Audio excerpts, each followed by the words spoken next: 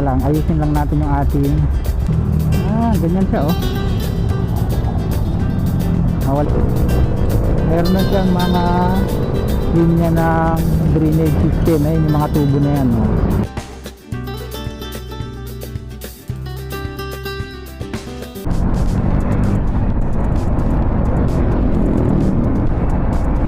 Sa magandang hapon.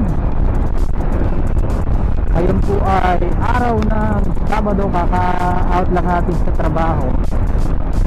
Ika-14 na kaagad po sa buwan ng Marso 2026. Oras po natin ay alas 4:15 ng mahangin araw na hapon. Ayan.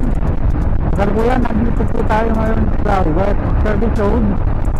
Tinatake po natin ito pa southbound at kakanan tayo dito papunta ng C5 extension. I-update po natin sa inyo ito po huling segment ng C5 Link Expressway. Yan po yan nasa taas na yan. At ayun nga po dun sa ating nahalungkat, yan po ay magbubukas ngayong Marso. Alamin natin ano ng status compare last sa punta natin. Pasensya na po kayo mga kabayan kasi lagi tayong fully book kay Amo, pero bukas Robin meron po tayong time makapagbahagi sa inyo ng mga update ng mga infrastructure project dito sa atin, particular dyan po tayo sa Cavite bukas Robin. Ngayon balik po tayo dito sa ina-update natin sa inyo. Ito na nga yung C5 Link Expressway or yung C5 South Link Expressway dati, no? Ngayon ay C5 Link Expressway na. Yung kung pupuntahan natin yung pong segment 3D. Yan na lang kasi yung isang bahagi nung 7 mahigit itong kalahating kilometro, 7.70 to be exact, yung kahabaan po niya ang expressway na yan. At karamihan dyan ay elevated. Opo, lalo na pagdating dyan sa may sukat area. Kung maalala nyo, sabi ko last time nung vlog natin dyan ay baka huling update na natin, pero salamat sa Diyos dahil nagkaroon po tayo ng chance ulit na ma-i-update ito sa inyo bago siya mag open, no? Kasi baka sooner or later ay magbukas na po siya, hindi naman natin siya kara-karaka mapupuntahan. Kaya yun nga, sinamantala po natin itong pagkakataon na ito. Tayo po ay heading going to Laguna. Ay sinegay lang natin to para kahit pa paano ay ma-share po sa inyo latest development dito. Dahil ito nga po ay opening soon na. Oo, yung nakaraan kasi huling punta natin, mayroon na siyang mga road marking, mga parang finishing touches na lang yung kung ginagawa nila dito.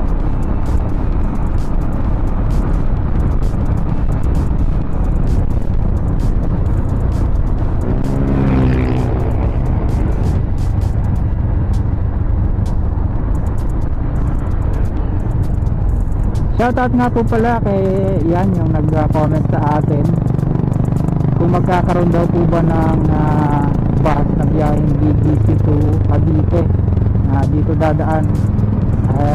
Hindi naman po natin siya masasagot dahil wala po tayong idea, pero possible po yan kasi accessible na siya, no? Mas mabilis yung biyahe galing Cavite going to market dyan po sa BGC. Oo, yun yung maganda ron. Possible po yun, ano sir, sabi nga po sa reply ko sa kanya, possible po yan, pero abang-abang po tayo. Saka hindi po natin sure kung mayroon ng existing na biyahe galing market to Cavite and vice versa, no? Dahil bihirang-bihira po tayo magawi dyan, pero kung sakasakali na magawi po tayo dyan ay ipagtatanong po natin yan. Nagkakaroon na po dito ng pagbagal kasi nga pagdating po dyan sa unahan, isang lane na lang yung nagagamit, sa lubungan na lang siya, ibig sabihin. Oo, nakita nyo naman halos 3 lane itong Magsisiksikan na to dyan sa papasok na yan yung gilid ng ginagawang expressway, no?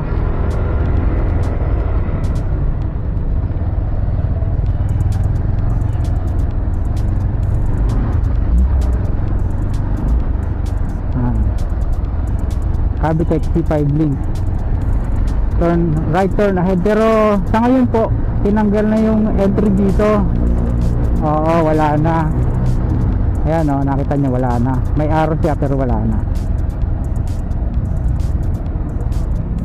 Ito na siya, meron na siyang concrete barrier. Ayan o, diba?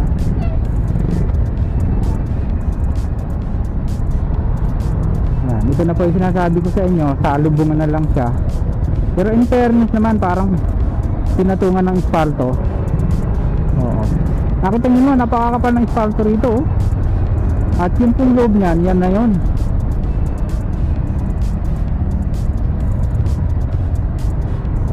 Nakapatay, may LTO. Hindi. Yung mga sumasalubong. Yung mga sumasalubong. Ayan, oh. Bawal kasi yun.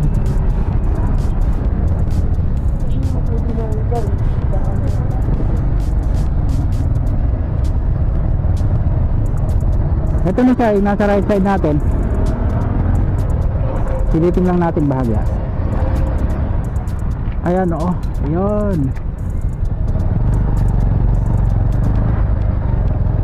May road markings na, pero dito sa bahaging ito wala pa siyang lane separator, yung concrete barrier dyan sa gitna. Siguro ganyan na lang talaga yung design nya, hanggang dyan lang yung concrete barrier, kasi last punta natin dito ganyan lang din siya eh. Ayun na, may mga ilaw na doon sa gilid. Mahalaga po kasi yan kapag kagabi.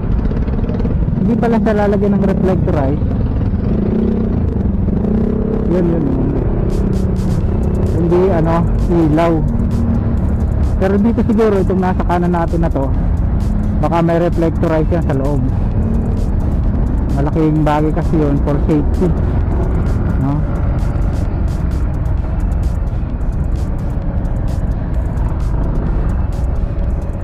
May palapag, ayun. Palapag yung airplane.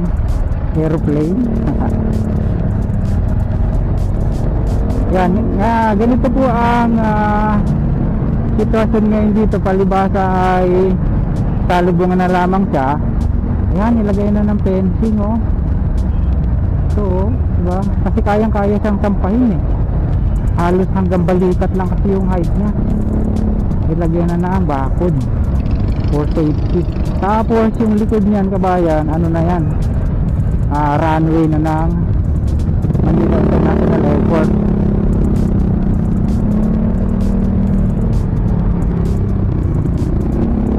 Ilaw din ito, oh, mga ilaw nilagay, hindi reflectorize. So okay lang yan, mas maganda nga yan eh.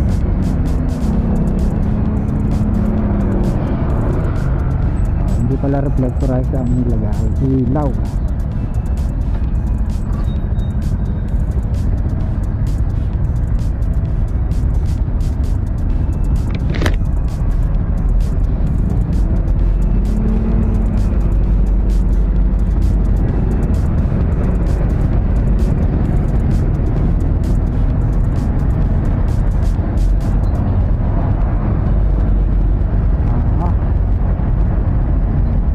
Kalma rito, pero sa ibang lugar napakalakas ng hangin.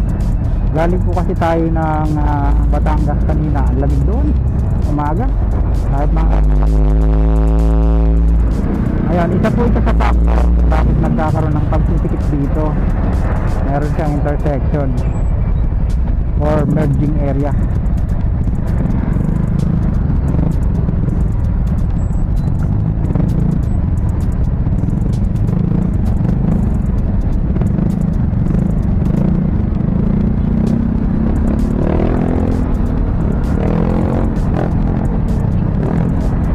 Tapos dito sa unahan ng kaunti, Yan na po yung dating Kaingin Road. Yung may mga bahayan na dinimoli. Pero may mga ilan-ilan pa rin po na natira. Hindi pa rin sila, dyan pa rin may mga bakanting area na doon pa rin yung kanilang mga bahay. Tapos magmula dito, elevated na po yan. Ayan o.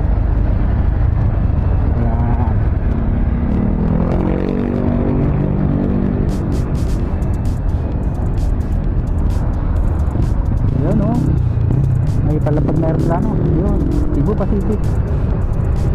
Wow, galing. Ayan, ganda o. Teka lang, ayusin lang natin yung ating internet.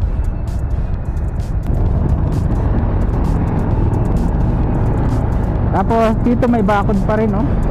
Pero pulido na yung ano niya, gutter niya o. Malinis na.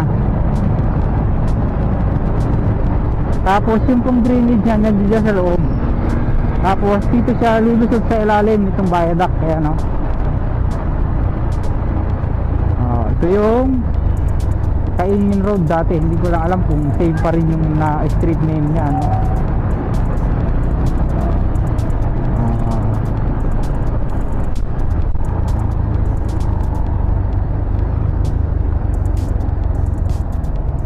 Tingnan natin kung may magte-take off.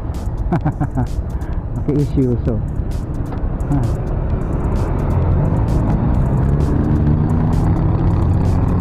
So na konti.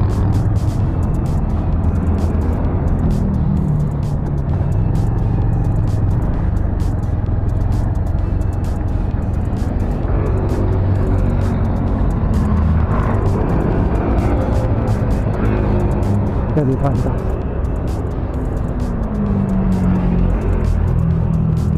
Ganyan siya oh. Wala pa nagtitake off kaya naglalanding. Let's go. Tapos titingnan natin yung isa pang viaduct na tatawid dito sa C5 extension or CP Garcia Highway.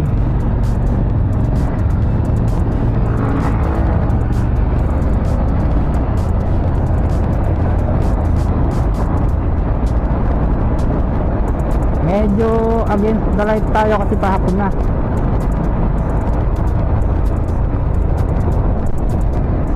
Ingat-ingat lang po tayo dito mga brother, mga kabayan. Kasi yan, nakita nyo naman yung butas yan no? Lalo na pag gabi, hindi mo kabisado, nako, pakitayan dyan. Tapos yung pakanan, papunta po ng Multinational Village yan. Palabas na rin ng Dr. Ray Santos Avenue or Ninoy Aquino Avenue.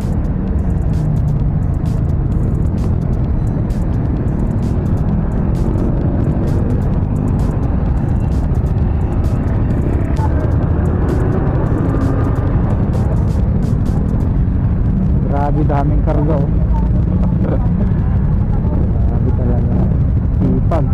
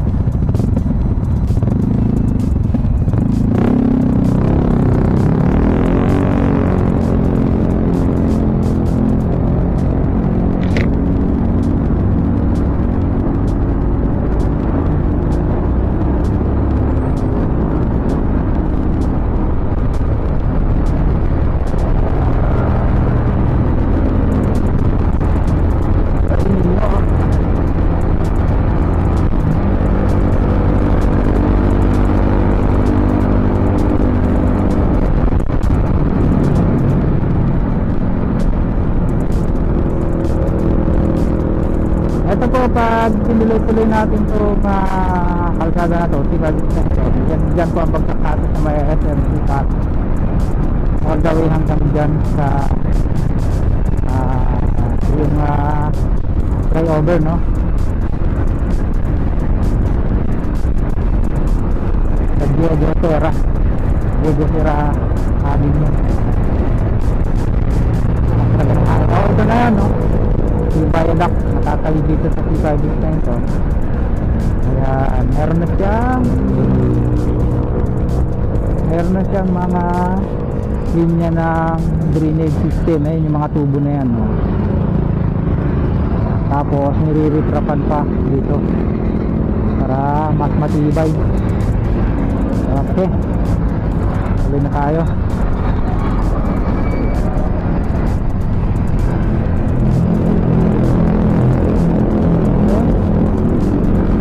Tapos bandarehan ng konti yung exit ng Sukat Interchange.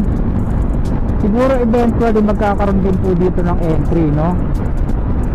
Ano, titingnan natin. Kasi for now po wala po dito ng entry. Exit lang siya. Pero malay natin, no? Kasi may ganito. Tingnan nyo mamaya ng konti. Diyan, sa unahan ng konti. Ano? No entry, proceed to Dr. A. Santos Avenue. Pero may ganyan, ayan, no? Open siya, diyan, no? Na possible dito yung entry, yan dyan, no? Diba? Ayan.